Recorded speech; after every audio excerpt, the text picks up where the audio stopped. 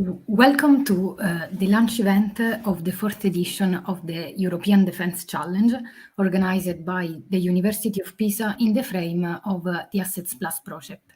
The European Defence Challenge is an open competition for undergraduate and graduate students, and the Assets Plus project is the skill blueprint for the emerging technologies in defense industry, and the project aims at developing education and training activities for strengthening the European defense, addressing both technical and transversal capabilities. The transversal capabilities are the focus of this challenge, and whose title is Leading Through the Complexity, Effective Management in Defense Environment. In the event of today, we will discover the relevance and the meaning of this initiative in the context of Europe with representatives from European Defence Association. Then we will go through the description and of the content and the development of the challenge with experts from industry and academia. And finally, the winners of the past edition will share their experience, and the coordinator of the Assets Plus project will close with some final remark. But first, I would like to invite Maria Vittoria Salvetti, the Director of the Department of Civil and Industrial Engineering at the University of Pisa, to open this event. Thank you, Irene, and good morning, everybody. I am very pleased to welcome you to this fourth edition of the European Defence Challenge. And as University of Pisa, we are the organizer for this edition. So I will start with a few words on our university. The University of Pisa is quite old university, was officially established in the 14th century, and this is a large university. We have many, almost all the studies branches from humanities, science, engineers, and everywhere. And we have many students, about 50,000 students in a town which has less than 1,000 inhabitants. So it's really student town. Pisa is really a student town. And here in the picture, you can see the main administration buildings of the university. And going more in detail, our departments is part of the School of Engineering, which was founded at the beginning of the last century. And also in the field of engineering, we have many different bachelor and master courses, many students. Again, we have almost 9,000 students, so engineering is a large part of the University of Pisa. And we are three different departments, and our department is the Civil and Industrial Engineering Department, which is more recent compared to the university and the School of Engineering. He was born in 2012. And was the merging of different branches of engineering. You can see here aerospace, mechanical, management, civil, nuclear, chemical, and materials. And we have quite a lot of students, so 4,000 students, 140 research staff, so professors and researchers. And you see also different bachelor and master courses and different PhD courses. We are quite active in research. We have more than 30 active European projects, among them the asset project. And we got typically quite many funds for research from competitive projects. Which are the link between this challenge, so the topic of this challenge, and the our department, I try to figure out a little bit by looking at the keywords. And among the keywords, I've seen that the complexity is one of the keywords, and complexity is certainly present in our research, because if we want to summarize the research carried out in our department, we could say that we go from atoms to complex systems. So clearly, in all our research branches, we have complexity. Another keyword I've seen in the challenge is multidisciplinary approach and uncertainty quantification. And as you see, in the main methods which are common to the different branches of our research, we have multidisciplinary approach, multidisciplinary labs, and we also have uncertainty quantification, because uncertainty is present not only in defense but in almost all the engineering topics. And moreover, there are clearly direct links with the aerospace engineer of your challenge with aerospace engineering for the aeronautics part and space control part, and with management engineer for sure. And also another things, coming back to the multidisciplinarity, our students are already used to be involved in multidisciplinary activities and projects, which mix students from different disciplines here at the University of Pisa. And one example I would like to show you, just a few pictures, is the racing team at the University of Pisa, in which students from different backgrounds are work together to design and bring to races racing cars. And these clearly engineers are involved in that, but not only, because our students from economy, from humanities, etc. So, and this is a very successful multidisciplinary project. So I think that our student University of Pisa have could be also involved successfully in this kind of challenge you proposed, and this is completely relevant to our teaching idea. So that's all. I don't want to take your time longer, and I wish you a very successful event and challenge. Thank you very much for this opening speech and your interesting insights about the multidisciplinarity of the university, and the complexity of the project is the key elements that we are addressing in this challenge. And so we can deepen these two concepts with the following speaker of this event. And so at this point is a pleasure for me to give the floor first to Mr. Burkard Schmitt, the Security and Defense Director at ESD, the European Association for Aerospace, Security and Defense Industry, who has a great experience in defense-related European institution and European defense market. And then to Ms. Federica Valente, the Research, Technology and Innovation Coordinator at the European Defense Agency, with over 15 years of experience in deployment and management of projects on emerging technologies. Both of them can provide for us an overview of the complexity that we started to talk about and the implication of such initiatives. So please, Mr. Schmitt, the floor is yours. Thank you very much, Irene, and thank you very much to all of you for giving me the opportunity to be with you today. Maybe let me just quickly introduce ASD with a couple of main information points, since I suppose that not everybody who follows us today may actually know it.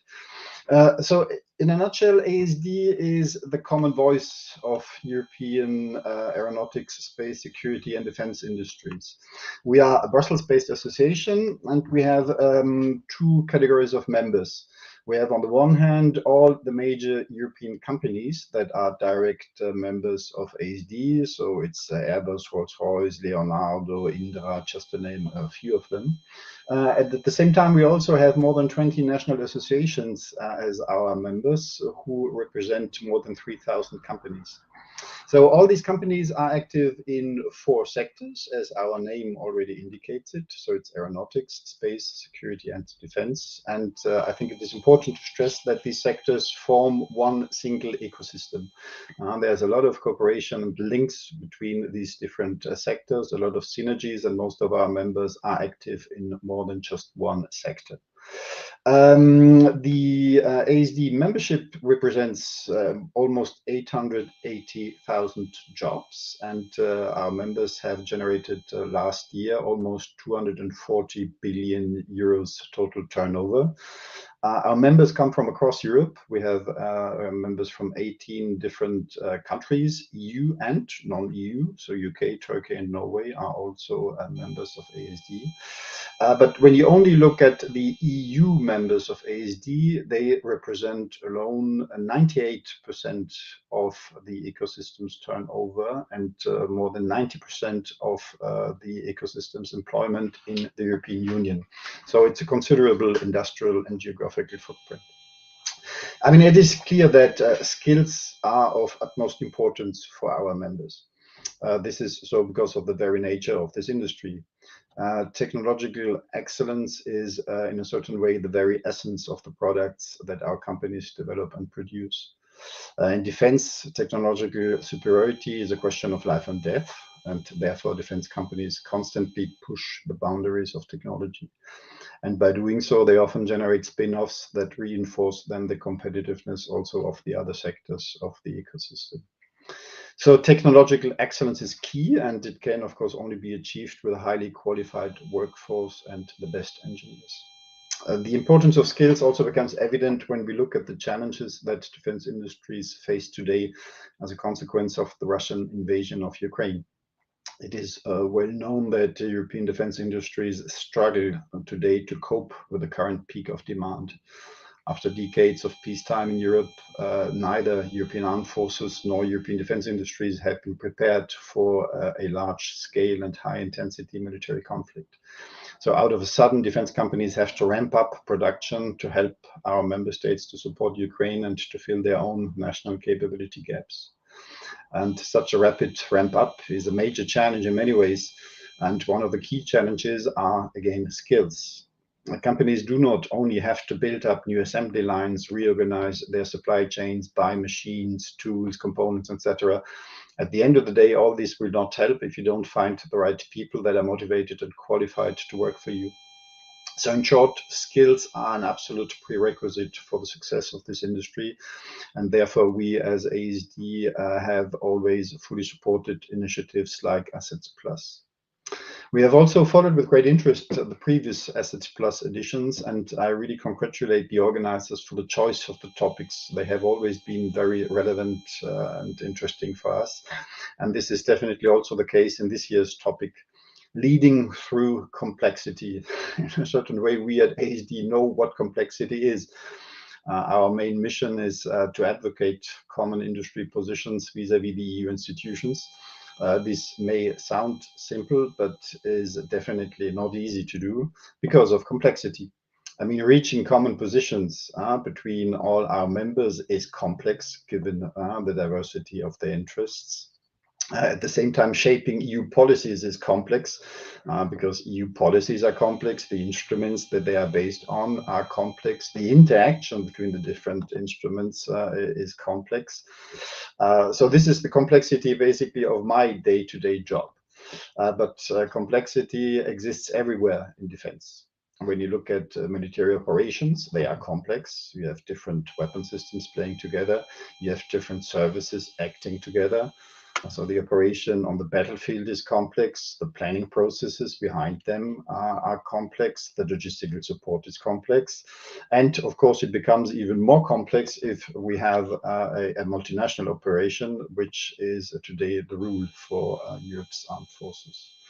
Complexity, you find it also upstream the process when you look at the development and the production of defense systems, integrating different technologies, organizing supply chains, managing critical dependencies, ensuring security of supply. All this is a very complex exercise. And again, it becomes even more complex if you do it in international cooperation, which also is often the case.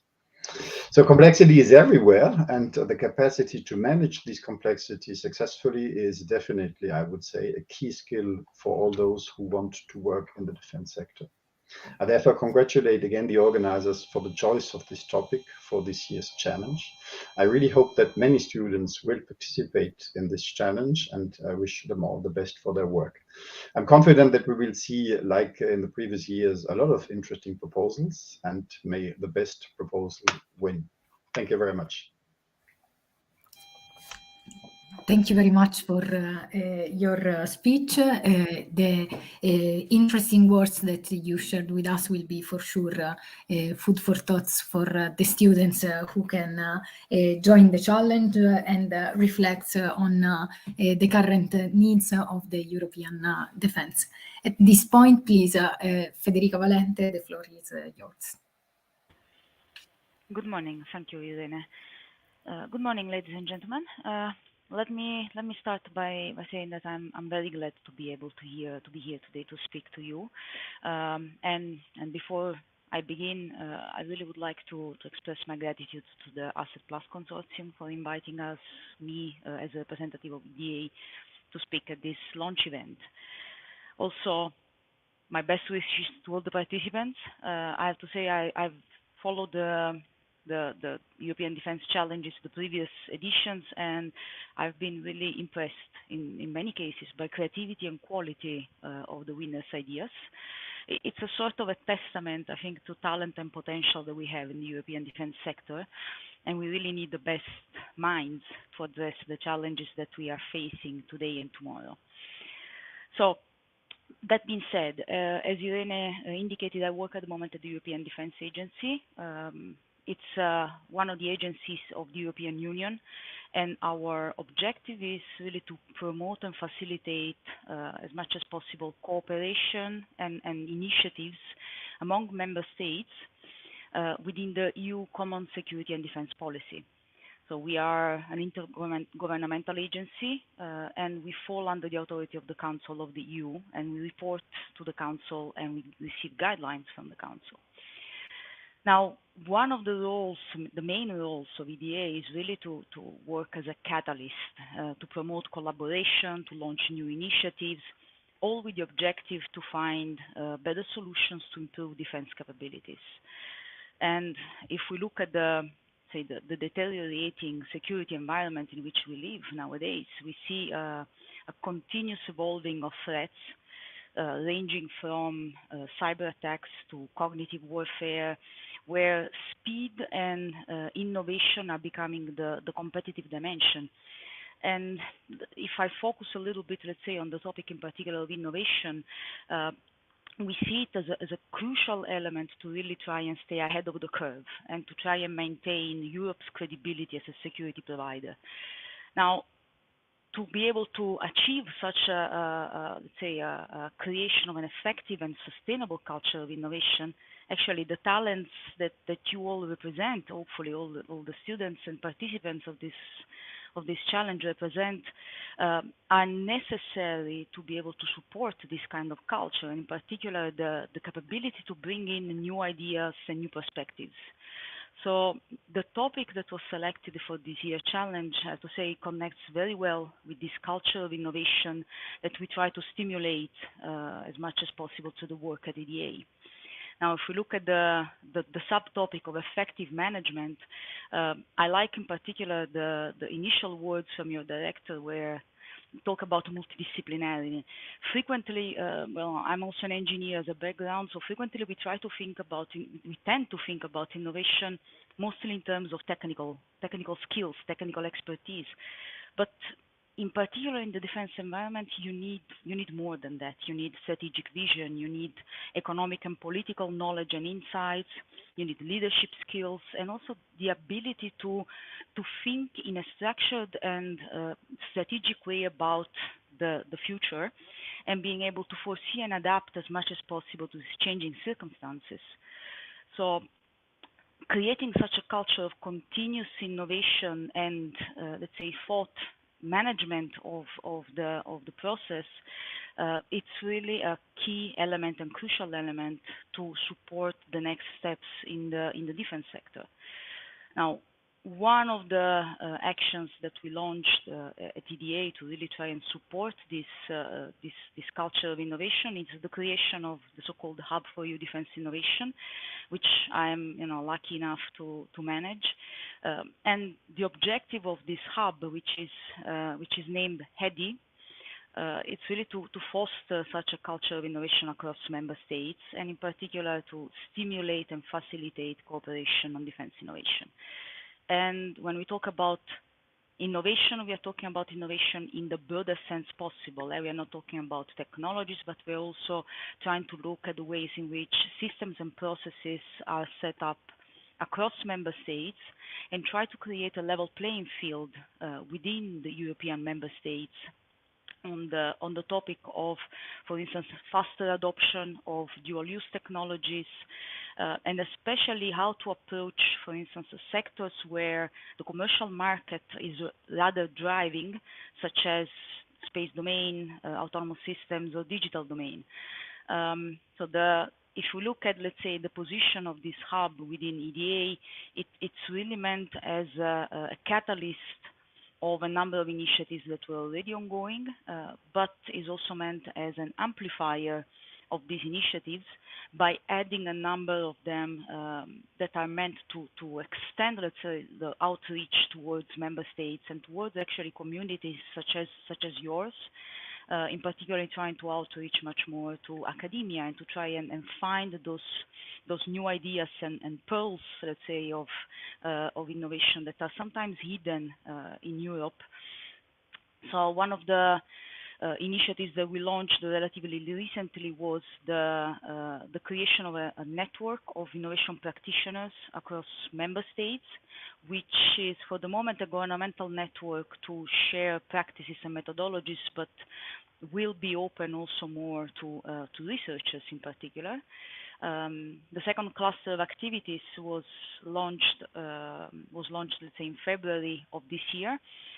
We have had a call for researcher prizes and for best paper awards, and we also, I have to say, I also want to thank the Asset Consortium, because they also shared this call for papers within the academic community, and we got a lot of responses and very interesting idea coming, in particular from the academia.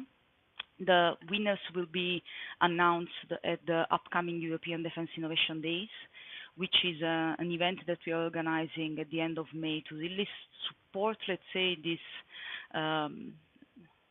support the outreach as much as possible to communities that are not, let's say, the standard well-known players within the defense sector. We're talking about, the researchers and the academia community, but also the startups and the smaller companies that not always have the capability to reach out to us or to find us.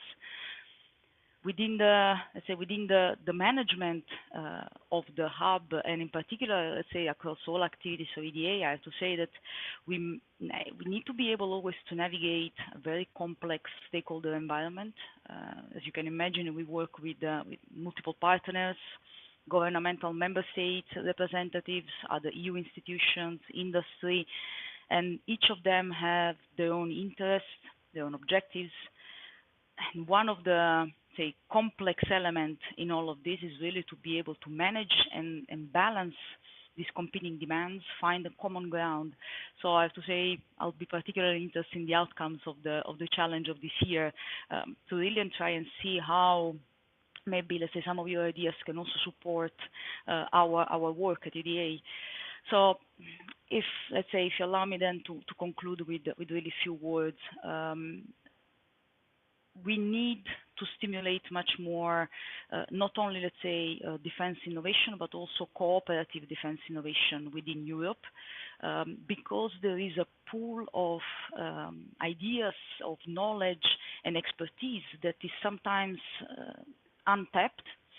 And one of the key factors in this is really to try and find and attract the best talents possible to the defense sector, which is a critical enabler really to achieve, let's say, the maximum potential of the European Union within the defense sector. So allow me again to congratulate you all really for these activities, for these kind of initiatives, in particular. Congratulations to the Asset Consortium for the great way in which you're managing this deployment and these activities. We need to invest as much as possible in really fostering a culture of awareness, also of the importance of the defense sector, and a culture of collaboration within Europe. And I would say also a culture that accepts sometimes that things can go wrong, but those are most of the time the growth opportunities rather than failures. And leading to the complexities in the defense sector requires really a unique set of skills and also a unique set of approaches. And all of you as future leaders, you must be able to navigate all these complex stakeholder environments to maintain integrity, transparency, but also to be brave and bold with your ideas. And I'm confident that the submissions to this competition this year will be challenging and interesting, and I'm really looking forward to see the winning ideas. Thank you again for giving me the opportunity to talk to you all, and thank you for the Asset Consortium to inviting me. Thank you very much. As you said, the involvement of young generation is one of the key ingredients for the innovation and the competitiveness of the sector. And so we hope that this challenge may serve for this purpose. So now let me explain in detail the challenge, the topic, and the timeline of this edition. So the European Defence Challenge, as said, is a context for undergraduate and graduate students from European university and vocational and educational training schools. We encourage students to team up in pairs, looking in different universities in different countries to have an international perspective on the European defense. We ask you to propose a fresh view on the emerging technologies and the possible application in defense. And we want to reflect not only on the technical aspect, but also on the social, political, and environmental implication. The European Defence Challenge is characterized by two selection phases, evaluated by a highly professional jury of experts, including both experts from industry and academia. And the request is to present a report on your idea for the topic proposed. The topic is defined based on the emerging technologies and the most in-demand skills that result from the technologies and skills analysis that the Assets Plus team perform each year to monitor the current landscape in defense industry. And the request is to present first a one-page report to summarize the idea, and then a 10-page report to explain in detail all the implication of the proposed idea. In the preparation of the report, you won't be alone. We will support you with some webinars during the 2 phases. Those will regards lesson learned, writing a report, and management for defense. The first one will include some tips and tricks from the previous edition, and so how to face this kind of competition. The second one addresses the key components of effective reports and the strategies to collect information to support your thesis, organize the content, and present clearly your idea, leveraging on both the well-established theories on writing publication and AI-powered tools such as generative AI, which gain the hype during these days. And finally, the last webinar will address management for defense, and so it will provide some explanation about the topic to understand what does it means deal with complexity and uncertainty in defense project and mission. The agenda of the webinar will be published in our website, and so stay tuned for the calendar. At the end, you will get some prizes. The best students' work will be published on the Assets Plus website and channels. Then you will have a diploma and some awards, including a visit at the European institution, some meetings with defense stakeholders and industrial representatives, and also some technology-related gifts. Then we have also a special mention for young participant, and so the best essay presented by students up to 20 years old will be awarded with a special mention. For what concerns the timeline, today we are here in the launch event, and the deadline for the one-page proposal submission is the 31st of May. So you have a little bit of time to prepare and present your idea, and then the 10-page proposal submission deadline will be on the 31st of October. And finally, the awards ceremony will be in November, in late November.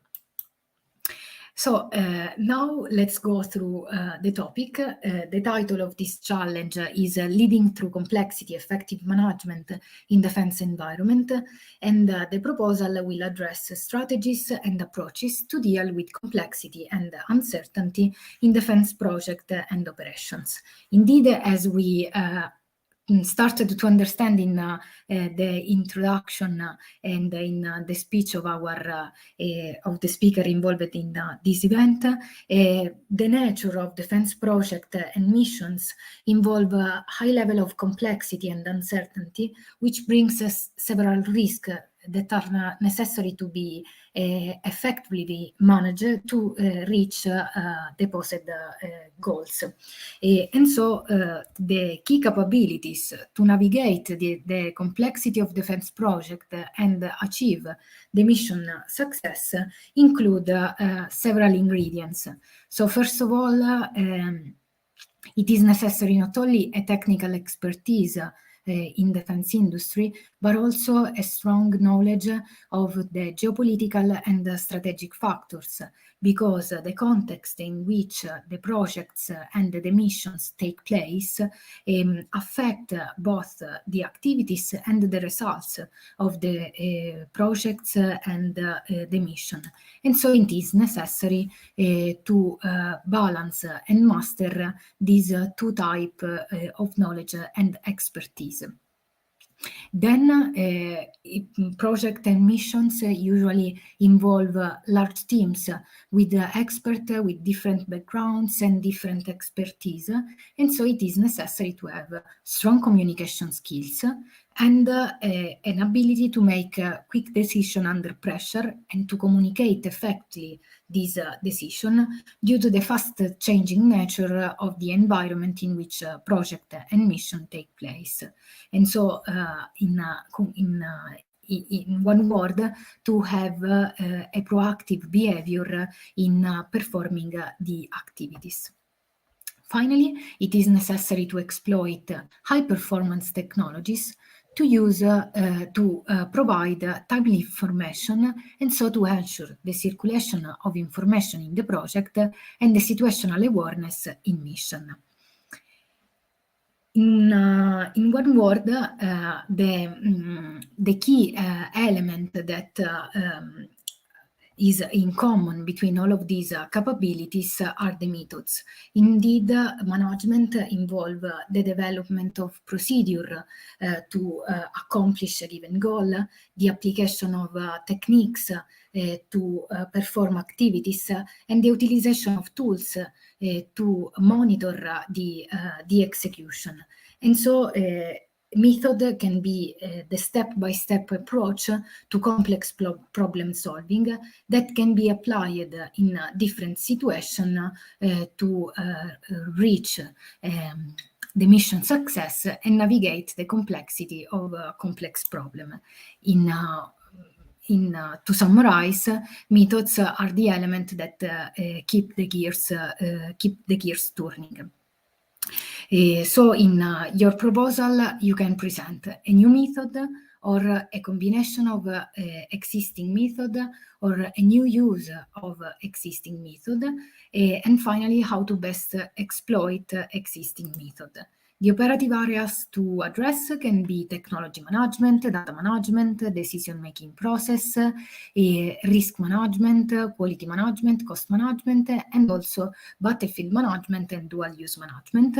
And the operative context in which these method can be applied can be the typical one of defense industry, and so air, land, sea, space, and cyberspace. And remember to focus not only on the technical aspect, but also on the social, political, economical, ethical, environmental, and regulatory implication. For sure, the explanation of this topic can be enriched by the expert of this field of the field, and so for this reason, is my pleasure to give the floor to Mr. Michel Bosco, Associate Professor at IAE, the Graduate School of Management at Nice, and the President of RIA Group France, who has experience in the field of information technology, security, and aerospace and defense, both as a manager and a lecturer. So please, Mr. Bosco, the floor is yours. Good morning, everyone. Thank you for the opportunity to address this group and the future candidate to your award. I'll focus during these few minutes on what I think is making the field of defense, in particular from the viewpoint of industry, a quite specific one compared to other sectors. Much of the complexity of operating in the defense industry, and in particular in the European defense industry, comes from that difference that exists with more traditional, or let's say other sectors that you can think of, whether it is textile or the car industry or many of the service industries. Differ quite a lot from defense, and this presentation here is to stress where these differences are. If you think of methods, of management methods in various areas of management, whether it is financial, whether it is human resource, whether it is marketing and sales, you need to remember that the defense industry is working upon public demand. Most of the customers to the defense industry are public organizations in all countries. The investors de facto is the public sector in most cases as well. And in particular in Europe, we're trying to make that changing a bit, but today nations are the main investors So public budgets are those investing in the sector. And as a manager in the defense industry, you have to keep that in mind. The public sector users are also quite specific. I'm thinking about the military, in the Navy, in the Air Force, in the Space Force or the Cyber Force. These are not the usual customer to most of the industries. They are not you and me buying clothes or a car. They are quite powerful bodies in the governments, and so the industry, these users, and those organizations in the governments that buy equipment for the military, they form a triangle which is very, very balanced, and that within which the relationship must be managed in a way that you don't find in most other sectors. Another thing which is quite characteristic is that in most countries, again, things are changing a little bit in Europe, but that's creating another complexity in managing in a company, but still the companies have a very strong, the companies in the defense sector, they each have usually a very strong footprint in their own country. Burkard was giving a few names of large companies that we know across Europe. Well, Leonardo is very strong in Italy, not so present elsewhere. Thales is very strong in France, not so present elsewhere, etc., etc. Even when you think of the small companies that are in that sector, first, the sector itself is very fragmented. You have very little intermediary between the very big ones, those that, for instance, that I mentioned a minute ago, and the small providers in the supply chain. And second, they tend to be operating, again, in one country. So you're the provider of one of these big names that I mentioned. And you will not provide to a competitor in many cases. So the characteristics of this industrial fabric makes many of the management methods that you learn in a management course or in an MBA or in another management curriculum at university not so easy to apply. So adaptation of management methods are certainly would be very useful to see an industrial sector in defense operating more smoothly. Procurement is not working as in other areas. You have a lot of exceptions to public procurement. You don't do a lot of marketing in defense. You mostly do lobbying. You don't manage your IP as if you were only constrained or motivated by your business case. You cannot sell IP to whoever you want. Even if it belongs to you as a company in the defense sector, you cannot just decide to give it away and to sell it to anyone or any other company. You have control from the governments that are very, this is very necessary, but it means that you cannot operate as in most other business sectors. Export is also something which is governed by other types of constraints, ours in the car industry or the textile industry, since I was taking these examples earlier. There are extra national rules that apply in the defense sector. You may know of, for instance, this US regulation, so-called ITAR regulation, that puts a very strong constraints, including on non-US companies, if they want to sell a number of items that they own to third countries. And some countries are blacklisted by, again, extra national regulations. Again, you have to think about that when you operate in the sector. You have very long investment cycles.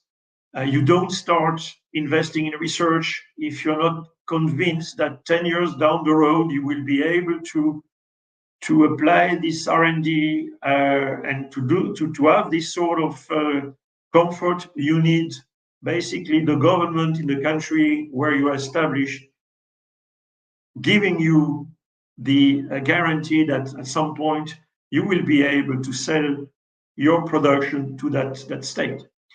The sector is understaffed. You've heard that from other speakers before. So one issue in the sector is also to retain valuable technical and management capacity. Last point that I want to make is that the sector is increasingly international, and in Europe in particular, thanks to the investment made by the European Union through European Commission programs, through the EDA programs, and through other types of investments, that is creating a lot of motivation among companies, that is pushing companies to work transnationally, and that's certainly a very good thing that will strengthen the European defense industry. But this is quite complex, in particular as regard to managing clearances. You know that in the defense sector, not anyone has the right to access any type of information. You need a clearance to access a certain type of information in a certain context, in a certain project. Most of these clearances are given by national authorities, national security authorities.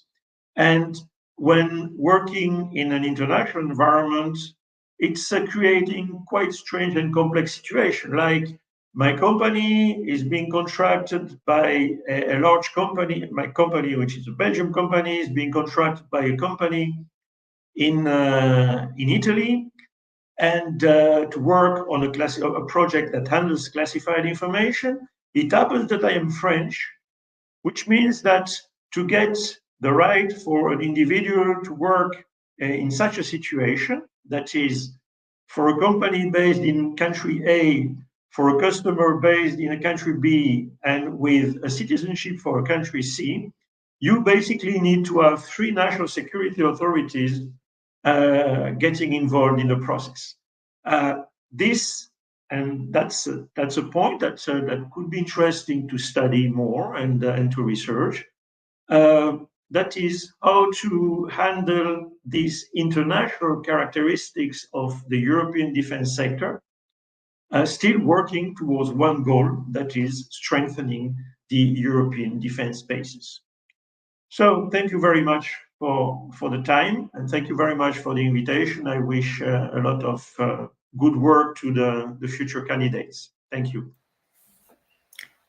Thank you very much for this overview. Indeed, understanding the distinctive element of the defense project for the connection with the public institution and the strong national base of each company let us understand the important role of management in reducing the fragmentation towards in European defense.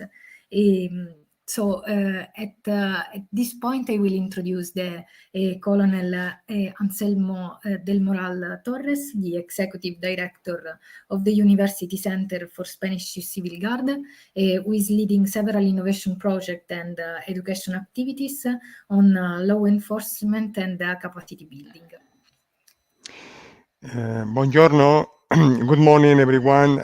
Thank you very much, Irene, for your kind words.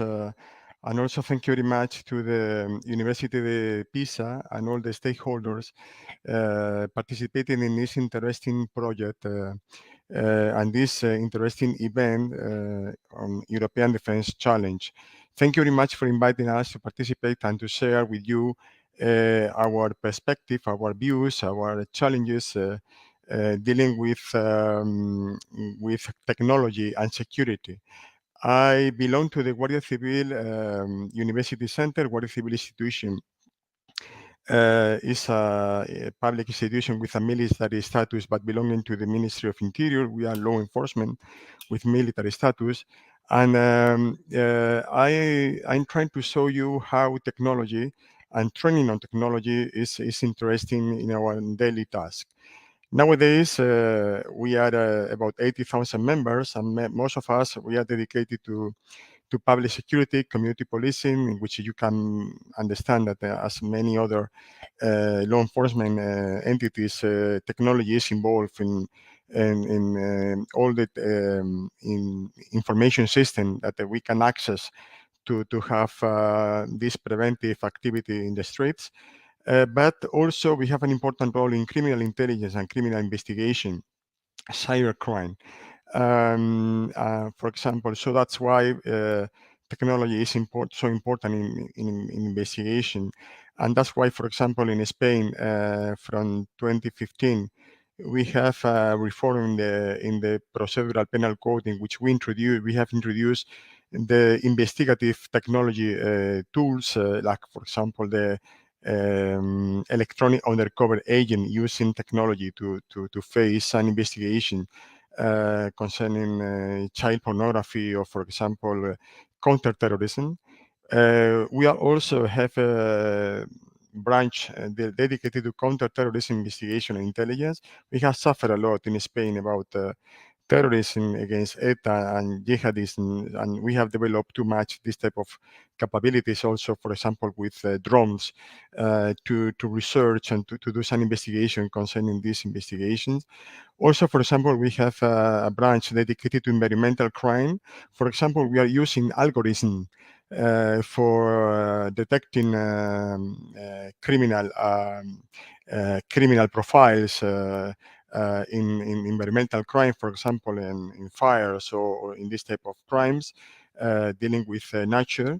Also, we have responsibility for weapons and explosive control, and we provide security in borders, airport, ports, and territorial sea.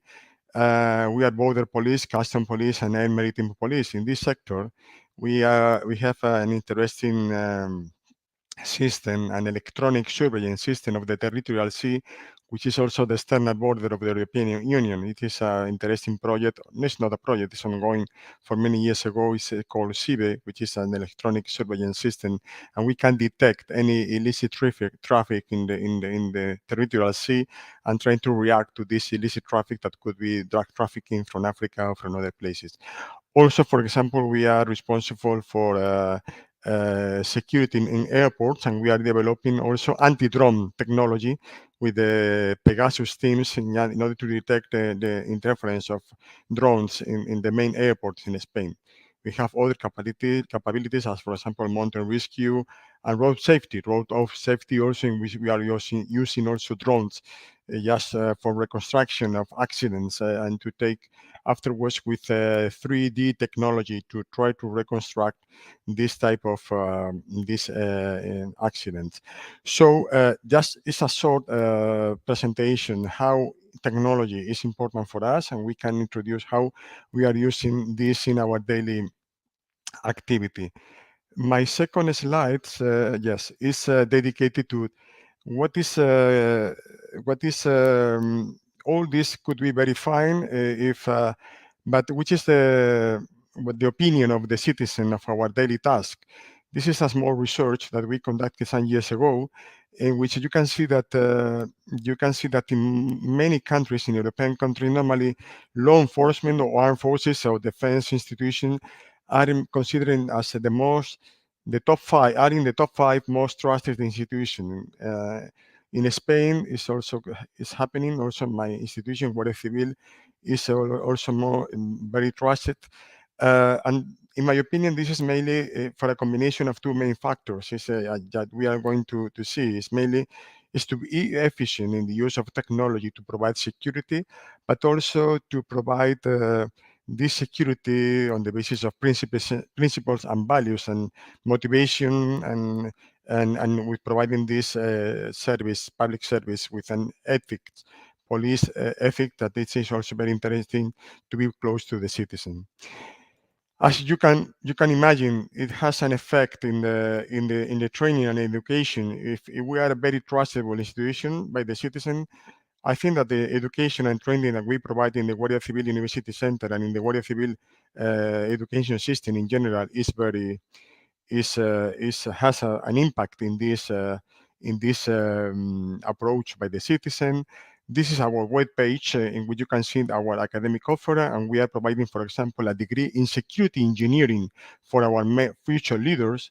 It's a 240 degrees, European degrees, accredited, Bologna accredited degrees, and recognized in the 47 countries of the European higher education area, and that's why we are trying to pay a lot of attention in this engineering security.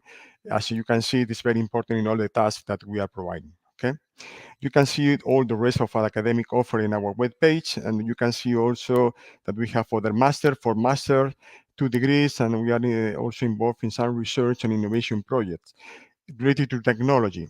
For example, we are almost going to present a very interesting project concerning virtual reality classroom for forensic science training. We understand we more and more we have a student from generation Z, and we need them to gain, to be learned, to train, to retrain, and that's why we are incorporating how to analyze a crime scene scenario via virtual reality gaming, and trying to learn in this active learning methodology. So that's a project local that is very, very interesting, using this technology for training. And also we have also another very interesting project concerning simulation and taking decision on the basis of geographical information system. Concerning, for example, this is an example of a summit of GZ in Biarritz in France, and trying to practice a reaction closing the area in the border between France and Spain with technology, and trying to take decision where to close the border on the basis of the taking decision for this exercise. We are also incorporating this simulation and role play technology in our classes. So just to finish, technology, as you may see, is very important in our daily tasks, in our training. But to finish and to close, I think that it's not only important. We need to train in this university center, which is in the place in which we teach and we train our future leader in the 21st century to teach in leadership and management. Leadership and management, and to train in principles and values is our mainly task. You can provide a lot of technology, but at the end you need people who is motivated, that they have the dignity, the honesty to work for as public servant for citizens, in order to be trustable to the citizen in any country. Just to close, thank you very much for this invitation to participate. I think it is very important, and I fully agree with other speakers that cooperation, innovation, research is essential for our daily task. And this cooperation, public corporate cooperation, is also essential to develop tools and to develop knowledge and capabilities for public institution to be efficient for citizens. And this is my final statement for you, that always cooperation in international arena is essential to face new challenges, not only conventional, but also this hybrid threats and risk and challenges that we have to face in our institution. Thank you very much. Piacere, and I keep at your disposal for any comment that you may have. Thank you. Thank you very much for your talk on the application of emerging technologies for defense operation, and also in this sense, the management skills and the procedures became the cornerstone for intelligence and security. So to conclude this event that reached the fourth edition, it is always important to remember what we have done so far, and so to encourage students in joining the challenge. And so to this end, the winner of the past edition, Antoine Lebret and Sarah Jaron from the Sciences Po Lille, have shared a short video on their experience. And finally, after the video, I would like to ask Gualtiero Fantoni, the coordinator of the Asset Plus project, to close the event. So thank you, everyone. Hi, I'm Sarah. Hi, I'm Antoine. We're both enrolled in the master's degree Strategy, Intelligence and Risk Management at Sciences Po Lille in France. We're the winners of the third edition of Assets Plus European Defense Challenge. And we're going to talk together about the challenge, review our experience, and discuss motivation, the challenge, and in anticipation of the fourth edition of the challenge. So let's go. So maybe just for a bit of context, so we participated in the frame of our master degree because it's related to security and defense, so it made sense. But you can also participate with other universities and other students from other EU member states, and I think it's a great opportunity to do so, to learn from each other. And so the topic of our edition was security, threats identification, and defense strategies. And we wanted to work on the cyber, so we decided to find the weaknesses in the process, and that's how we ended up working on submarine cables. So what we proposed is the development of a software able to identify cable cuts and accidents on it, and then better protect and reduce the risk around them. Yeah, we've been working on this topic during a class at school, and it was sort of part of our academic set of works. I mean, it's also clearly possible to enroll by yourself, and the only prerequisite would be to find a partner to subscribe with. But we actually really encourage anyone to do it, because, I mean, it would be, if you find someone who is super interested in this specific area, make it this way, and you may go for an amazing project for the next edition. Yeah, and I think it is a great opportunity to develop your creativity, and to go deep on like in a project and in a topic. And it's also great to develop teamwork skills. You're going to share ideas with someone that maybe had another vision, and it's all about finding compromises and coming up with a coherent and interesting proposal. And as it's a long-term project, it's really also interesting to go this way. Yeah, to draw my own feedback on the challenge, the entire procedure is really challenging, especially if you have support this task during an entire academic year, with obligations and tasks to fulfill in the meanwhile. But you have to propose the first one-page long draft in December, and then if you're selected, the entire project in March. But anyway, the challenge is super interesting, and if you find a topic that is really ingenious and tackles a problem regarding European security issues, especially if you have specific skills or knowledge on a specific area, you will really enjoy elaborating the project and do the whole thing. It needs a complex and multi-domain approach, looking at the legislation, the political context, geopolitics, and technical considerations. And I think we don't usually have to defend such a complex and entire project, and that's something I think we definitely enjoyed. Yeah, and for the fourth edition, the topic is really broad, leading through complexity, effective management in defense environment. I think you have a lot to propose on that. So we encourage you to participate, and we wish you the best of luck, because we didn't thought while participating that we will win, and we won't. So just enjoy, find something you're really interested in, and just enjoy the challenge. Yeah, thank you all. Maybe see you next year. Hi. Perfect. So a different timeline this year. However, you will see all the detail in our website. I would like to wrap up. First of all, I would like to thank all the speakers of today for giving us a different perspective on the new challenge. In particular, I would like to start from the dichotomy between technical and transversal. Who is helping the other? So we have to understand if maybe AI can help project management, project management can help AI to perform even better.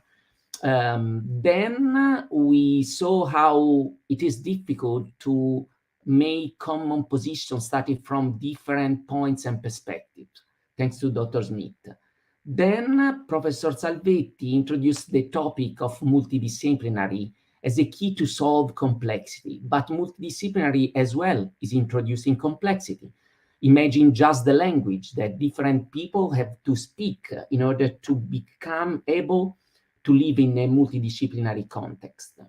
Later on, Ms. Valente presented the challenges also in the topic of thinking in a structured way, but taking strategic decision and putting continuous innovation in a field that is highly regulated. So we have to push innovation to deal with research and innovation project in a super regulated environment where, as Michel Bosco described later, the problem of IP and on investment in research is challenging as well. Moreover, Michel presented us a clear picture on the civilian perspective of the defense, while Colonel de Moral Torres showed how defense could be complex in terms of different places where to expect threats and different crimes or type of crimes we could expect. Moreover, the end was that training this topic is challenging itself because it is complex. And we have to find different ways to address the learning process and the new reskilling of the human labor in Europe. So this year we would like to conclude, first of all, pointing out that today a new paper has appeared. The paper is the Manifesto for Project Management Research.